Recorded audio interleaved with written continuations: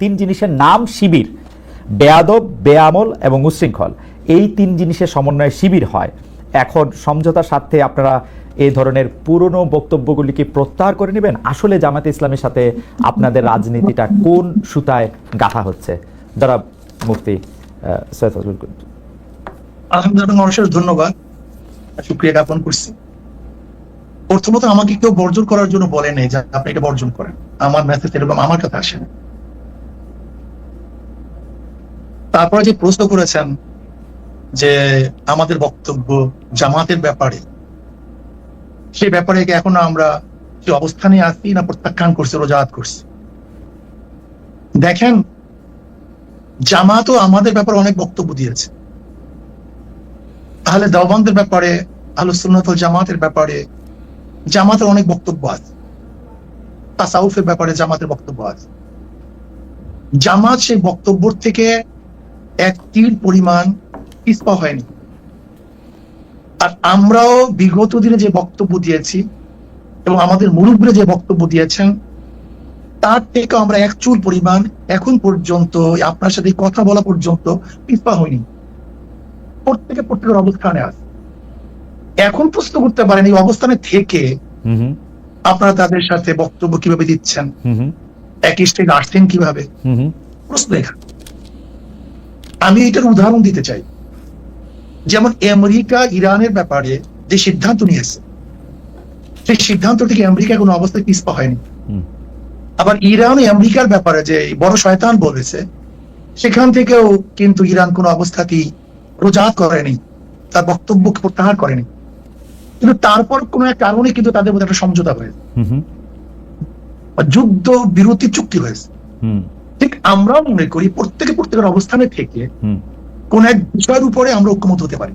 ওকে, ধরে নেন আমরা 28 তারিখে যে সম্মেলন করেছি, সেখানে হিন্দু আসছে, বৌদ্ধ আসছে, খ্রিস্টান আসছে। তার মানে এই নয় যে খ্রিস্টান, বৌদ্ধ, হিন্দুরা তাদের আদর্শ বিসর্জন দিয়ে ইসলাম কবুল করে আমাদের মাঝে আসছে। ব্যাপারটা এরকম না। রাইট। বরং যে বিষয়ের উপরে ঐক্যমত, সেই বিষয়ের উপরে তারা ঐক্যমত পোষণ করার জন্য এসেছে। ওকে, ঠিক আমরাও মনে করি জামাত আমাদের ব্যাপারে যে আকীদা বা বিশ্বাস রাখে, যে বক্তব্য তাদের আছে, আমরাও জামাতের ব্যাপারে যে বক্তব্য দিয়েছে এবং যে আকীদা বিশ্বাস রাখি, সে প্রত্যেকের অবস্থানে আছে।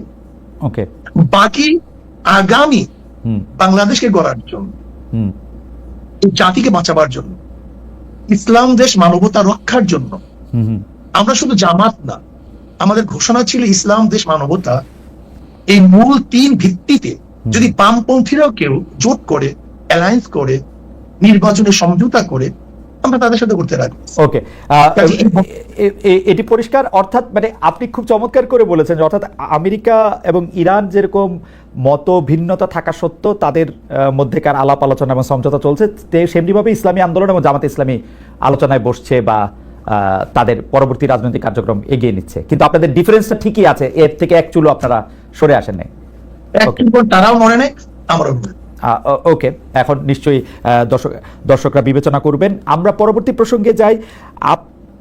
আমরা যখন অন্য দলের রাজনীতিবিদদের, বিশেষ করে সর্বশেষ আমরা যাদের সাথেই কথা বলেছি, অর্থাৎ এনসিপি বা তাদের সমন্বয়কদের, নেতাদের আইন ব্যয় নিয়ে যখন আমরা প্রশ্ন করি, তখন অনেকেই বলেন যে অন্য রাজনৈতিক নেতাদের বা রাজনৈতিক দলগুলিকে আমরা একই প্রশ্ন করি কিনা। তাই আমরা আপনাদেরও এই প্রশ্ন করতে চাই। সবশেষ এই শনিবার আপনারা রাজধানী ঢাকার সোহরাওয়ার্দী উদ্যানে যে বিশাল সমাবেশ করলেন, এ ধরনের আয়োজনের খরচ কিভাবে সংগৃহীত হয়? আপনি বা আপনারা কি নিজেদের ফুল টাইম রাজনীতিবিদ হিসাবে পরিচয় দেন, নাকি আপনারা পেশা হিসাবে কি উল্লেখ করেন? অর্থাৎ আপনাদের আয় রোজগারটা আসলে কিভাবে হয়? জনাব মুফতি ফজল। যেমন ধরেন আমরা একজন দিনদার, আমি একজন মুসলমান। জি। আমার মূল পরিচয় একজন মুসলমান। জি। মুসলমানের কাজ হলো দাওয়াত। তাদের মাঝে দাওয়াত দেবো ফিজাতিন নাস, গোটা মানবের কাছে দাওয়াত দেওয়া আমাদের দায়িত্ব। এক কথা, যেহেতু আমি মুসলমান, ইসলাম পালন করা আমার দায়িত্ব। ইসলামের মধ্যে যাহা কিছু আছে সবকিছু আমি পালন করবো। নামাজ আছে, রোজা আছে, হজ আছে, যাকাত আছে, কলেমা আছে। ইসলামকে প্রতিষ্ঠিত করার ব্যবস্থা আছে, মানুষকে সেবা করা, অন্যায়ের মোকাবেলা করা, ন্যায়কে প্রতিষ্ঠিত করা। অর্থাৎ ইসলামের মধ্যে যতগুলি কাজ আছে সমস্ত কাজগুলি আঞ্জাম দেয় একজন মুসলমানের কাজ। সেই হিসাবে আপনি আমাকে মুসলমান বলতে পারেন, মুসলমানদের মধ্যে ব্যবসা আছে, বাণিজ্য আছে। যেমন আমি একজন ব্যবসায়ী, আমার ফাইজান কোম্পানি আছে, আমার নিজে বিক্রি আছে, আমি ব্যবসায় কিছু সময় দিই, আমার সময়কে আমি পাঠ করি, ভাগ করে নিই। আমি আমার পরিবারের জন্য একটা সময় নির্ধারণ করি, আমি ব্যবসার জন্য কিছু সময় নির্ধারণ করি। অধিকাংশ সময় আমাদের দাওয়াতি কাজে ব্যস্ত হয়, দাওয়াতি কাজে থাকি আমরা সারা বছর। আমাদের সারা বছর প্রতিদিন আমাদের সময়সূচি বের হয় যে আজকে কোথায় থাকবো, কালকে কোথায় থাকবো, এমনকি কোন ঘন্টায় কোন সময় থেকে কোন সময় আমরা কোন জায়গায় থাকবো, এটা সবাই আমাদের জানে। মানে কাজেই আপনি আমাকে একজন মুসলমান মনে করতে পারেন, আর মুসলমানের যে দায়িত্বগুলি সেই দায়িত্বগুলি পালন করার একজন ব্যক্তি হিসেবে আমাকে চিহ্নিত করতে পারেন।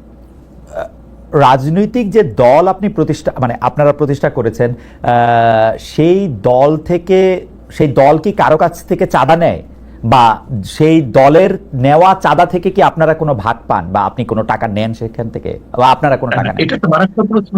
দেখেন, আমরা নেই না।